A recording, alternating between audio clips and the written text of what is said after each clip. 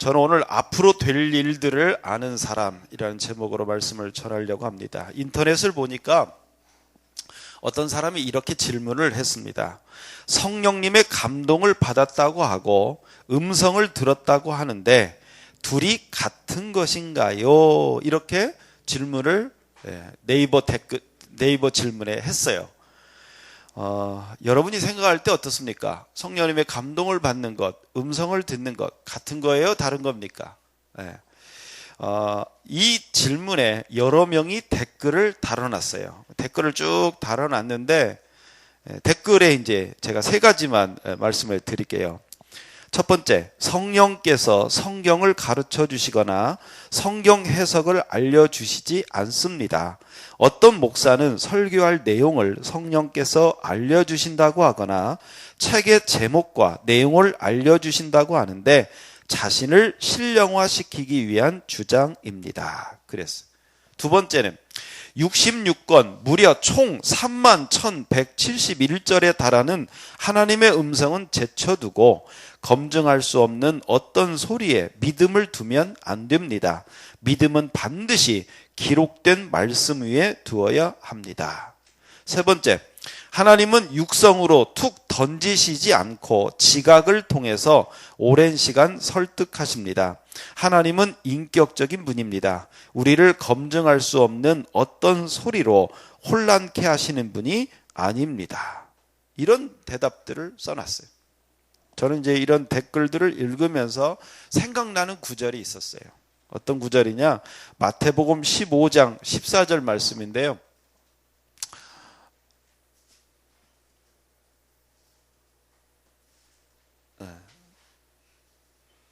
이게 컴퓨터가 저 위로 올라가니까 이게 이제 원활하게 안 돼서. 자, 말씀 읽겠습니다. 그들을 내버려 두어라. 그들은 안못 보는 인도자이다. 보지 못하는 사람이 다른 보지 못하는 사람을 안내하면 둘 다 구덩이에 빠질 것이다. 이 말씀이 생각이 났어요. 여러분, 앞을 못 보는 사람이 나 따라와. 그러고 따라가면 어떻게 되겠어요? 같이 넘어지는 거지요. 정말 많은 사람들이 이런 분들이 많아요. 다른 목사님들하고 이제 제가 영적 체험들, 보통 목사님들끼리는 영적 체험들 얘기 잘 안 해요. 근데 얘기를 하다가 보면, 제가 경험한 얘기를 하다 보면 세 부류로 나눠져요. 첫 번째, 되게 신기해하고 놀라워하는 사람들이 있어요. 성경에 다 기록된 이야기를 제가 하는데 정말 그게 가능한가? 그렇게 놀라면서 이야기를 듣는 그런 부류가 있습니다. 두 번째는 부정하는 사람들이에요. 아까 이 댓글을 단 사람들이 다 이런 사람들이에요. 그런 것은 성경에나 기록된 것이지 지금은 실제로 일어나지 않는다고 말을 합니다. 그리고 자신이 그런 체험을 못했다는 어떤 열등감 때문에 그런지 막 질투하고 외면하고 막 무시하려고 그렇게 좀 이단 성향이 있다 이런 식으로 얘기도 하고, 그러면서 은사를 부정하는 쪽으로 가는 사람들입니다. 세 번째는 아주 극소수인데 부러워하는 사람들이 있어요. 나도 좀 그런 체험을 해봤으면 좋겠다, 이런 사람. 그런데 이 세 부류 중에 가장 적극적인 사람들이 어떤 사람이냐면 두 번째입니다. 부정하는 사람들. 이런 사람들이 적극적이에요. 그래서 이 댓글 같은 경우도 쫙 읽어보면 이런 부정적인 사람, 적극적이고 부정적인 사람들이 많은 글을 쓰게 됩니다. 이런 반응들이요, 문제는 뭐냐? 우리 성도들의 신앙을 구렁텅이로 빠지게 한다는 거예요.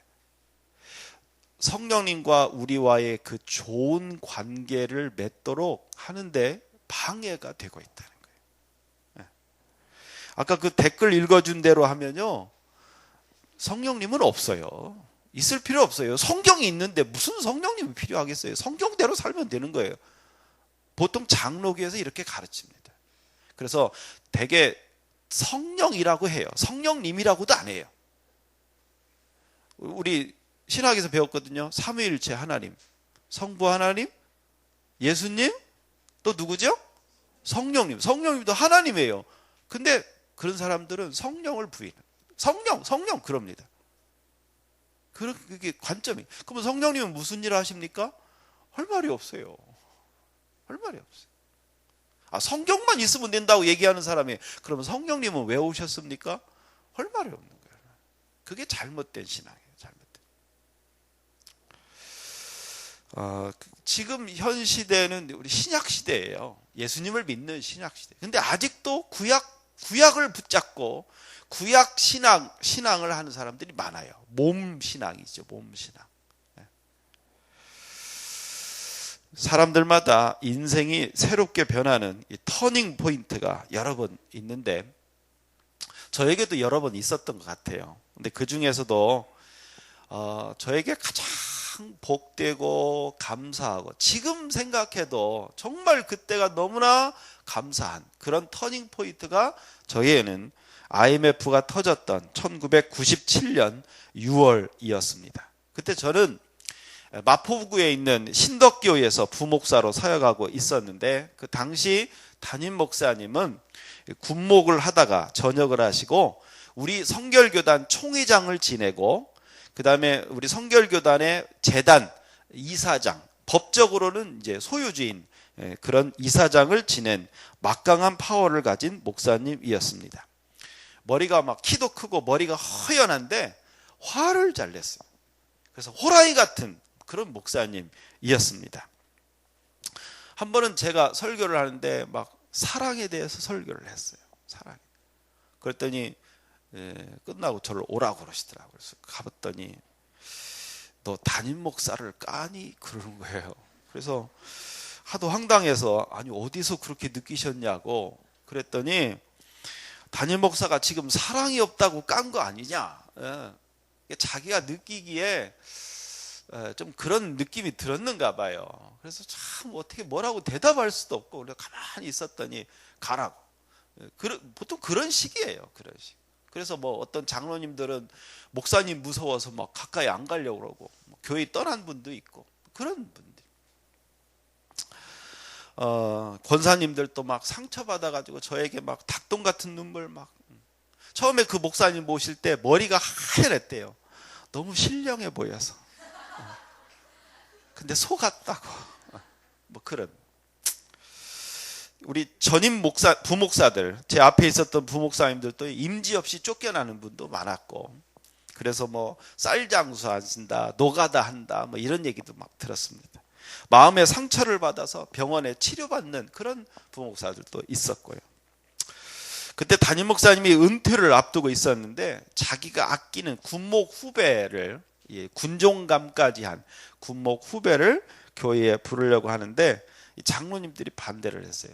그래서 저보다 먼저 있었던 50대 부목사님은 막 장로님하고 멱살 잡고 싸우고 막 그랬습니다. 그러면서 그 담임 목사님이 저에게 늘 하는 말이 가재는 개편이야 이런 식으로. 그러니까 마치 너는 성도 편 들지 말고 너는 내 편을 들어야 된다 이런 얘기를 계속 했습니다.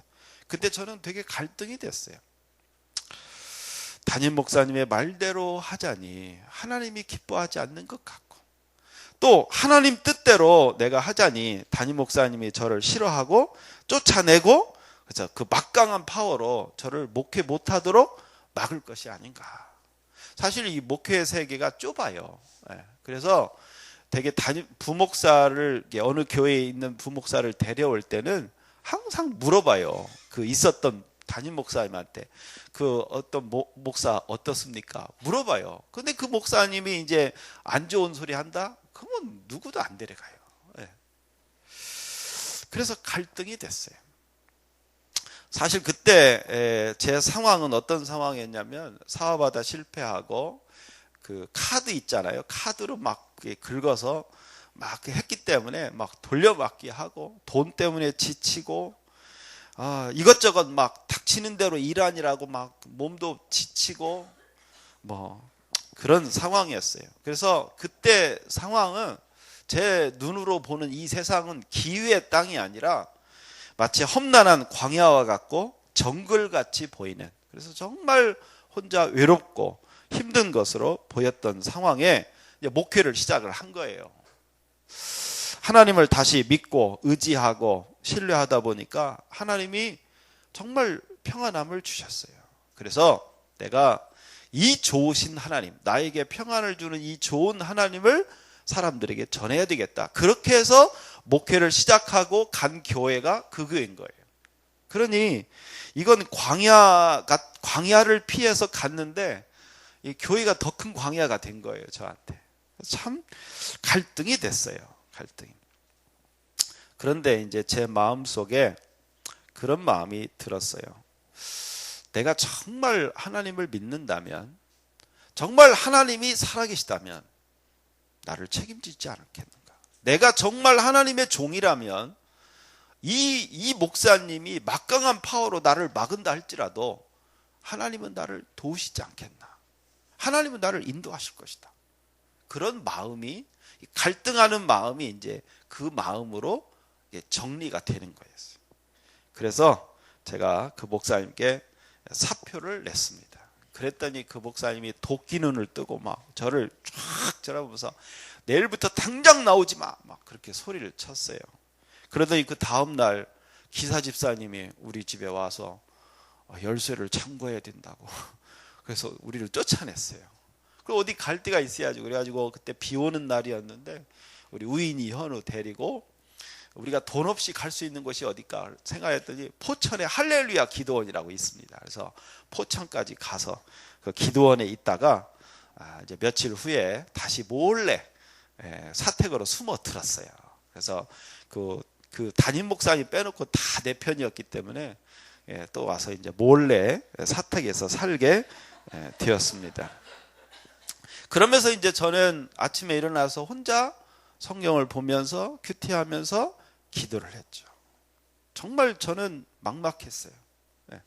이건 뭐 내가 이제 목회를 시작하겠다고 완 교회에서 이제 목회를 완전히 끝내야 되는 그 상황인데 저는 누구도 의지할 수 없었어요. 부모님한테도 그런 얘기를 못 하겠더라고요. 부모님 의지할 수도 없고 뭐 누구도 나를 도와줄 수 있는 상황이 아니었어요. 그래서 그때 하나님께 기도했습니다. 하나님, 내 앞길을 인도해 주십시오. 사실 그때 제 영적인 상황은 어떤 상황이냐, 기도하려고 눈을 감으면요 검은 커튼이 쳐졌어요. 그리고 제 그때 상황은 뭐냐, 믿음밖에 없었어요. 그래, 검은 커튼 저 뒤에 하나님은 나를 보고 계실 것이다. 내가 기도하면 하나님은 내 기도를 들으실 것이다. 하나님은 내 앞길을 인도해 주실 것이다. 그 믿음밖에 없었어요. 솔직히 제 영적 수준이 그 정도였어요. 그렇게 해서 저는 하나님께 기도했습니다. 오직 믿음밖에 없었어요. 그런데 말입니다. 그때가 6월 말이었어요. 6월 초에 이제 그렇게 사단이 나고 6월 말이었는데 어느 때 똑같이 그 검은 커튼에 대고 기도하는 거예요. 하나님, 내 앞길을 인도해 주십시오. 그런데 갑자기 음성이 들렸어요. 8월이 가기 전에 임지가 날 것이다. 저는 처음 들었어요. 제 인생에 있어서 주님의 음성을 처음 들었습니다. 이건 감동과 어떤 영감과 음성은 분명히 달라요. 세월이 지나가도 토시 하나 안 틀리게 기억이 납니다. 8월이 가기 전에 임지가 날 것이다. 그 커튼, 그 검정 커튼 뒤에 하나님이 있을 거라고만 생각했지 있다는 확신은 없었어요. 있겠지. 있다고 하니까 믿음으로 기도하지. 근데 소리가 들린 거예요. 소리가. 그때 제 기분이 어땠겠어요? 와, 성령님이 정말 나와 함께 하시는구나. 내 기도를 들으시는구나. 그때 제 인생의 터닝 포인트가 생겼어. 아, 난 하나님의 종이구나. 하나님이 나와 함께 하시고 나를 인도하시는구나. 아, 어디 8월 말에 예비해 놓은 곳이 있겠구나 하는 생각이 들었습니다. 그래서 그때부터는 정말 마음이 편했어요. 비록 교인들 못 보게 숨어 다니고 막 그랬지만 제 마음은 편했어요. 그래서 다른 교회 막 여기저기 다녔어요. 세문안 교회도 가고 여의도 순복음 교회도 가고 그렇게 은혜 받고 다니다가 1997년 8월 마지막 주, 정확하게 하나님이 말씀하신 그 마지막 주에 연희제일교회 부임을 하게 됩니다. 그때부터 저는 정말 성령님이 나와 함께 하신다는 분명한 확신을 체험하게 됐고, 저는 설교할 때마다, 기도할 때마다 지금 하나님이 내 기도를 들으신다, 그런 확신을 가지고 설교를 하게 됐습니다. 제가 연희제일교회에서 어떤 일이 있었냐면, 우리 권사님들 중에 이런 표현을 좀 그렇지만 좀 푼수 같은 권사님이 계셔요. 막 이 말은 안 하면 좋겠고 이 말은 좀 하면 좋겠고, 근데 그 구분이 없어요. 그분은 그냥 느끼는 대로 막 말하는 권사님이 계셔요. 저기 가양동에 사는 권사님이신데, 한 번은 담임 목사님도 있고 저도 있고, 그런데 그 권사님이 그런 얘기를 했어요. 저한테 그런 거예요. 목사님이 말하면 꼭 하나님이 말씀하시는 것 같아요.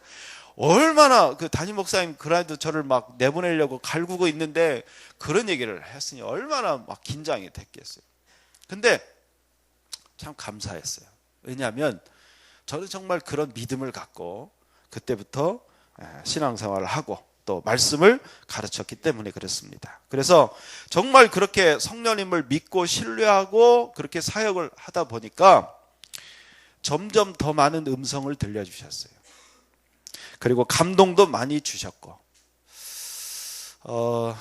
저는 이제 설교, 우리 이제 목회자들에게 설교 스트레스는 엄청납니다. 설교를 그때 하려니까 얼마나 힘든지 몰라요. 그래서 정말 저도 그 군목 갔을 때 설교 때문에 정말 머리 빠지는 줄 알았어요. 오죽하면 설교 힘들면 사모님한테 와서 받아 쓰라고 막 내가 막 쓰기도 싫고 이런 식으로 막 이 설교하는 게 정말 힘들어요. 그래서 목사님들이 주로 어떻게 하냐, 남의 설교를 많이 듣습니다. 그리고 많이 인용하고. 그 나쁜 건 아니에요. 좋은 것도 아니고, 어떻게 보면 그 어떤 과정이라고 봐요. 근데 이제 제가 이렇게 성령님을 딱 경험하고 좋은 점이 뭐냐, 저는요, 이렇게 아까 그 댓글에는 뭐 하나님이 뭐 성경을 뭐 알려주고 뭐 설교 내용 알려주는 게 다 거짓말이다 그랬는데, 저한테는 아니에요. 저는 정말 책도요, 어떻게 목사님 그렇게 책을 씁니까? 솔직히 저는 책 쓸 줄 몰라요. 근데요, 새벽에 기도하면 그럼 막 받아 적느라고 정신없습니다. 또 쓰라고 못 쓸 것 같아요. 그런 어떤 감동을 많이 받고, 또 성경을 읽으면서 레마도 받고, 또 기도하다가 환상도 보고, 또 어떤 때는 좀 희미하지만 주님의 얼굴이 보여요. 기도할 때 이렇게 와서 안아주시는 거, 이런 것들을 경험을 하고, 그렇게 성령님과 동행하면서 개척도 하게 되고 또 서울신대 비전도 받게 되고, 그러니 제가 이 비전을 믿지 않겠습니까?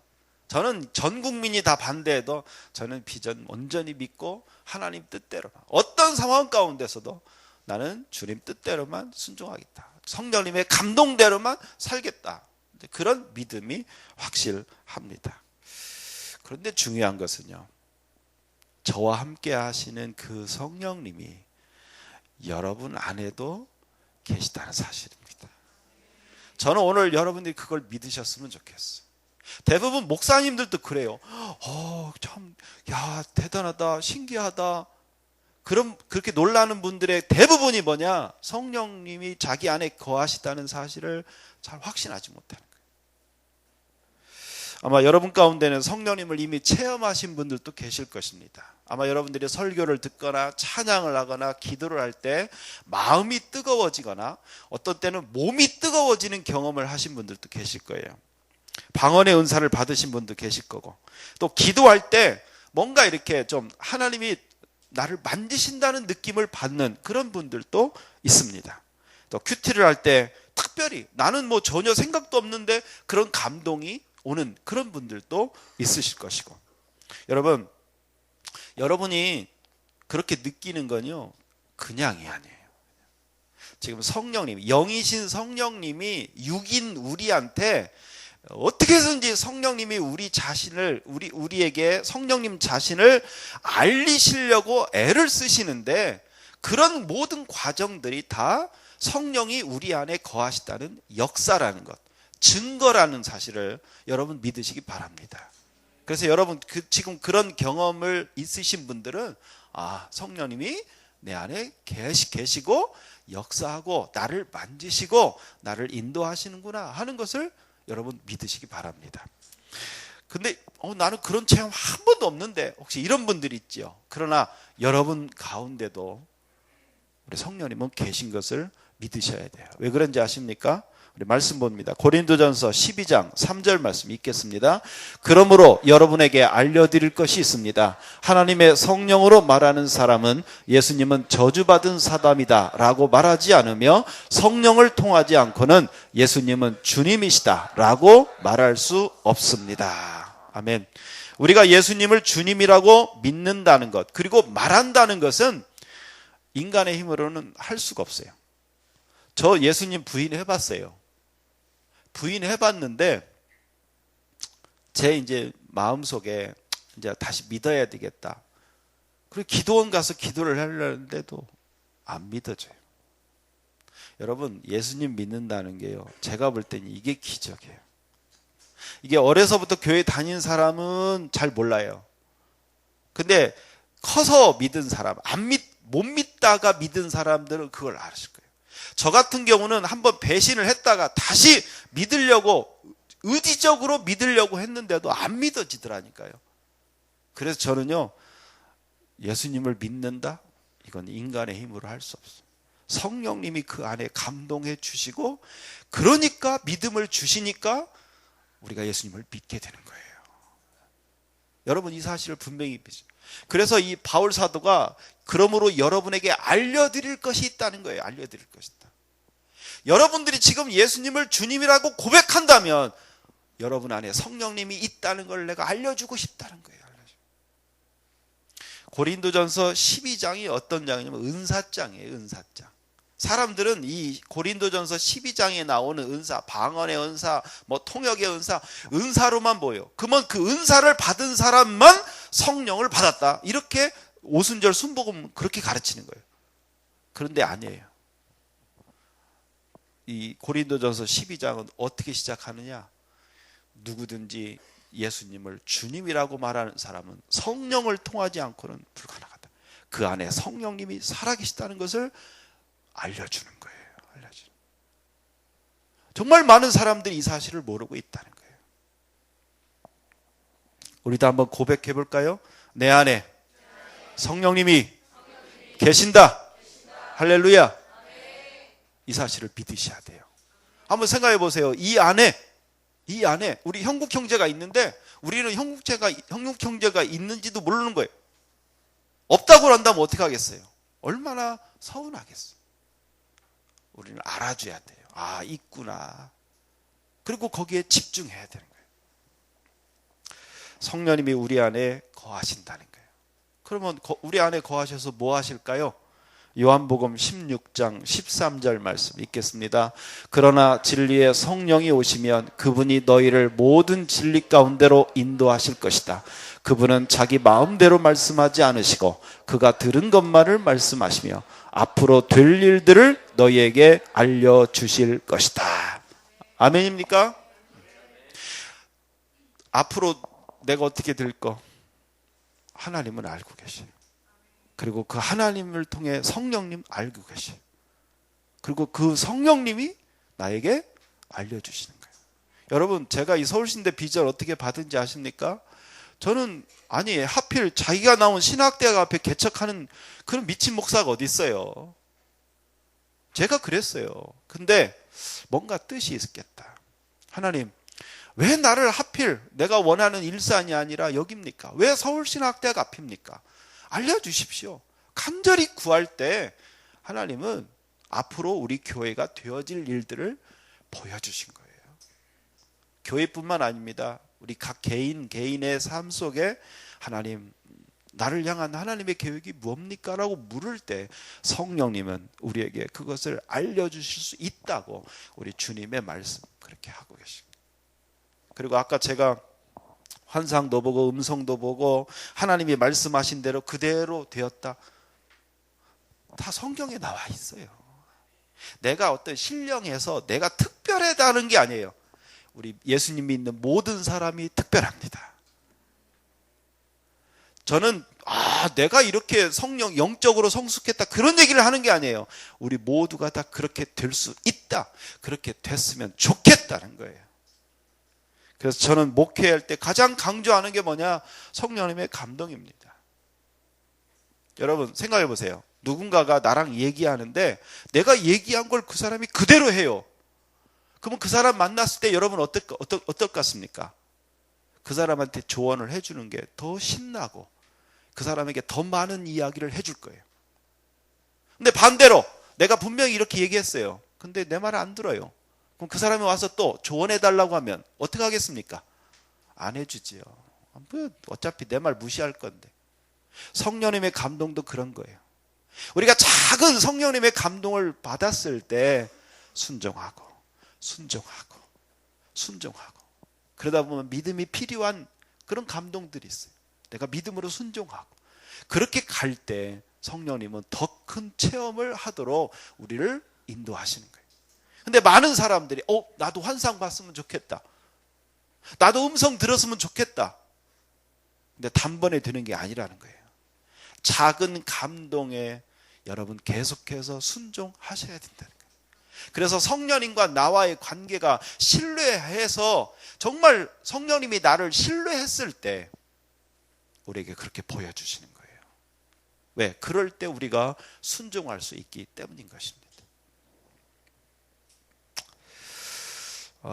몸만 움직이는 껍데기 신앙은요, 재미없어요. 교회에 왔다 갔다? 우리 사람들은 그렇게 봐요. 근데 그런 신앙은 재미없어요. 사역을 해도 그래요. 사역을 하니까 안 해요. 진짜 재밌는 신앙이 뭔지 아세요? 내 안에 살아계신 성령님과 감동 주시면 순종하고 했더니 성령님이 기뻐하시고 나에게 또 감동 주시고 성령님과 그렇게 동행하는 거예요. 이런 게 살아있는 신앙인 거예요. 여러분 기도할 때도 그걸 느끼셔야 돼요. 내가 이렇게 기도했으니까 하나님 들어주실 것이다. 물론 그런 믿음도 시작인 거예요. 그러나 여러분의 믿음이, 여러분의 신앙이, 여러분의 영적인 수준이 점점 높아지시기를 바랍니다. 기도하다 보면요, 처음엔 나 혼자 기도했는데 아니에요. 성령님과 함께 기도하게 되는 거예요. 성령님을 느끼는 거예요. 말씀도 그런 거예요. 말씀을 문자로만 보려고 하는 게 아니라 내가 전혀 생각지도 못했던 생각들을 성령님이 주시는 거예요. 그러면 내가 순종하고 그랬을 때 얼마나 우리 사람도 그러지요. 이심전심 되면 어때요? 막 통하죠. 성령님과 그런 신앙생활을 하셔야 되는 거예요. 근데 처음부터는 안 됩니다. 많은 대화를 하면서 마음이 서로 나뉘어질 때 이때는 말하지 않고도 이심전심이 되는 거예요. 성령님과의 동행도 역시 마찬가지입니다. 작은 감동부터 순종하십시오. 누구를 위해 기도하라면 하십시오. 이렇게 하라면 하십시오. 그렇게 작은 감동들을 순종하며 하다 보면 점점점 우리는 성령님을 더 많이 경험하게 되고 그 성령님의 경험 가운데 우리도 환상을 보고 음성도 듣고 하나님께서 나와 동행하시는 것을 경험할 수가 있게 되는 것입니다. 이게 신앙생활입니다. 이 광야같이 험한 이 세상 여러분 힘들고 외로울 때가 있으시죠? 직장에서 일할 때 많이 힘드실 때도 있죠. 내가 참 벅차다 이럴 때. 얼마 전에 박태환 선수 우리 영웅이지요. 근데 박태환 선수가 하루아침에 약쟁이로 그래서 그렇게 됐지요. 막 우는 모습 보니까 너무 안타깝더라고. 왜 울었겠어요? 하루아침에 자기를 약쟁이로 사람들이 보는 것 같다. 근데 박태환 선수가 왜 그렇게 됐을까? 힘에 부치니까. 얼마나 힘에 부치겠어요. 그러니까 그 약을 의지할 수, 의도적으로 했던 실수를 했던 간에 어쨌든 의지하게 된 거죠. 우리 그러고 싶을 때가 많아요. 그렇지 않습니까? 근데 우리가 누구를 의지할 수 있겠습니까? 바로 우리 안에 거하시는 성령님을 의지할 때 성령님께서 우리에게 힘을 주시는 거예요. 힘을 주시는. 사도행전 1장 8절에 보면 성령이 너에게 임하시면 너희가 권능을 받고 그렇게 되어 있어요. 그 권능이라는 단어가 디나미스라는 단어인데, 이거 디나미스가 영어로 뭐라고 하나? 다이너마이트. 성령님이 우리 안에 오시면 다이너마이트가 우리 안에 있다는 거예요. 그만큼 폭발력이 있다는 거죠. 여러분 안에 그게 있습니다. 모르셔서 그렇지 여러분이 있어요. 이 성령님을 점점 우리가 키워야 돼요. 그래서 충만해져야 돼요. 그래서 성령님이 나를 완전히 다스리시고 주장하시는 그런 신앙생활. 그러면요, 신앙생활 힘들지 않아요. 여러분 직장생활 힘들지 않을 거예요. 지혜를 주실 거예요. 성령께서 여러분들을 인도해 가실 것입니다. 그런 신앙생활이 진짜 살아있는 신앙생활인 거예요. 여러분 힘들고 어려울 때마다, 외로울 때마다 여러분 조용히 눈을 감으세요. 그리고 여러분 안에 있는 성령님께 기도하세요. 성령님, 나에게 감동 주시고 말씀해 주시고 나를 만져주시고 내 앞길을 인도해 주십시오. 그러니까 여러분 성령님께 자꾸 여러분 안에 거하시는 성령님을 깨우십시오. 그리고 자꾸 성령님께 말을 거십시오. 성령님과 대화하십시오. 그러면 성령님께서도 여러분에게 가르쳐 주실 것입니다. 지시하실 거예요. 감동 주시면 그대로 순종하세요. 그러면 신기하게도 놀라운 일들이 여러분 삶 가운데 일어날 것입니다.